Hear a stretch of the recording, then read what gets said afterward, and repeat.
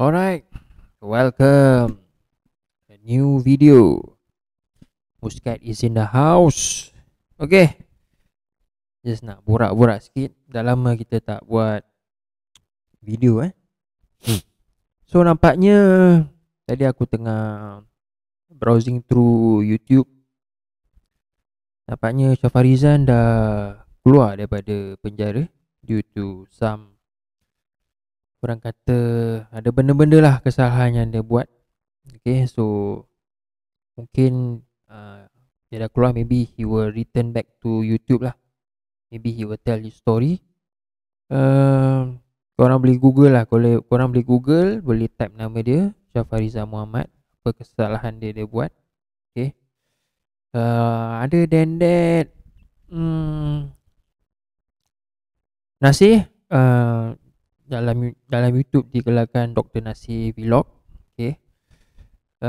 Dia macam biasa lah, dia buat dia punya video semua kan, dia punya content berkenaan dengan apa dah dia nak ni lah, nak luahkan tentang Zaini Atan. So Zaini Atan apparently dia ada 2 account. Okay, so dua-dua account telah di remove atau kena strike lah, dah dihilangkan oleh Dr. Nasir Vlog. Okay, for tak tahulah certain reason ke apa, tak tahulah. According to dia ada violate something lah kan.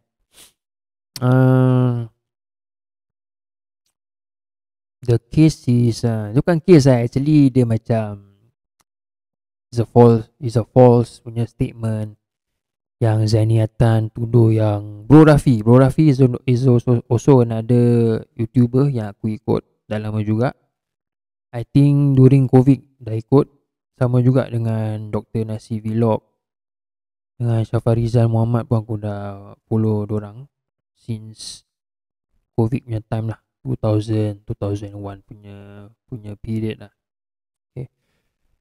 So dia menuduh yang Bro Rafi kidnap anak Zaini Atan yang bernama Putri.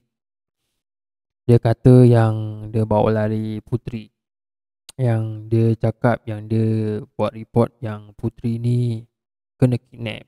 Okay, ada sus. But apparently to make the long story short, dia actually tak lari. It's quite bizarre. So Bro Rafi ni dia dah berumur lah. I think he is in his 60s, mid 60s. And then Putri I think is around early 20s. So apparently dorang bercinta kan, dapat tahu. I know it all along lah, cuma kita tak nak cakap, it's not obvious kan. So as time goes by kan, dapat tahu.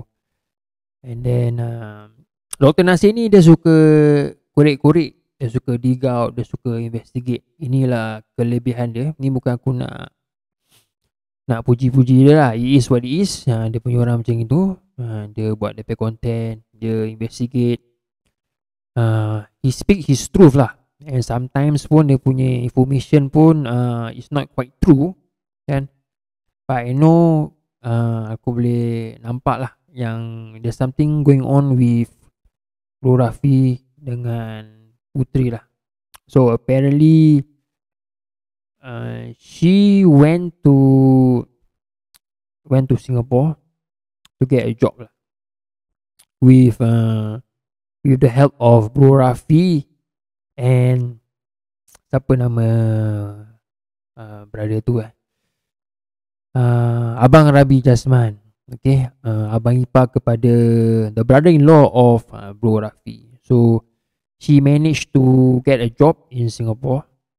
So good for her lah.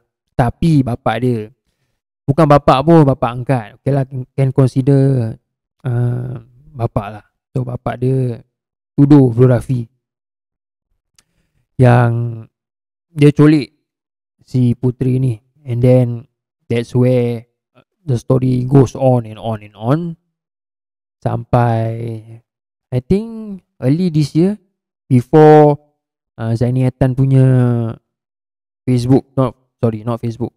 Before Zaini Atan punya YouTube dah kena dihilangkan lah. Maaf saya tekak. So macam itu lah. So he started I think early late 2022 lah. All along kita ada macam apa ni, so called macam love hate relationship lah, antara ni YouTuber juga kan. Orang bergaduh sana sini, kecam sana sini.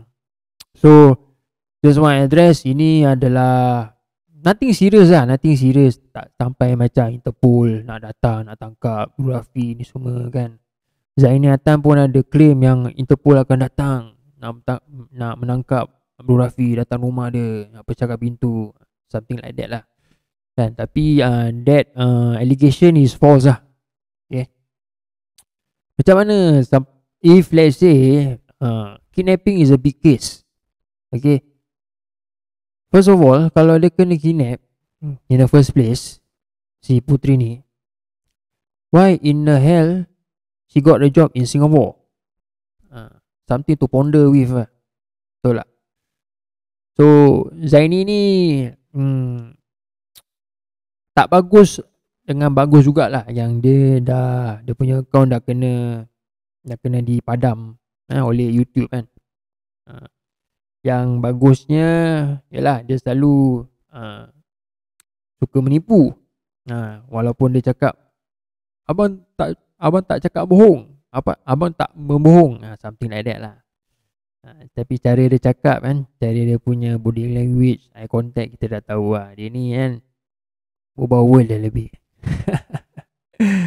So pada aku is just a form of entertainment. And then recently aku ada post tentang ada account TikTok yang bernama Zaini Atan. For the record, itu bukan Zaini Atan, itu adalah Dr. Nasi Vlog. Okay, dia memang suka superimpose lah. Dia suka buat fake account dalam mana-mana social media lah. Basically dekat YouTube kan, dekat TikTok. So dalam TikTok tu, dalam account aku Muscat Vlog tu, korang boleh tengok lah dalam post, aku ada post video. Korang boleh pergi TikTok, type Zaini Atan, and then bawah ada email. Korang klik, korang boleh tengok address Dr. Nasi Awang punya email address. Itu je lah kan. So ini adalah sajalah kan, permainan dunia, nothing serious. So aku looking forward for Shafarizan punya comeback. Dia akan buat YouTube. Dia nak, maybe he will tell his experience inside the jail ke apa, or maybe he will continue doing his content lah as usual. Alright, so this is Muscat signing out. Bye bye.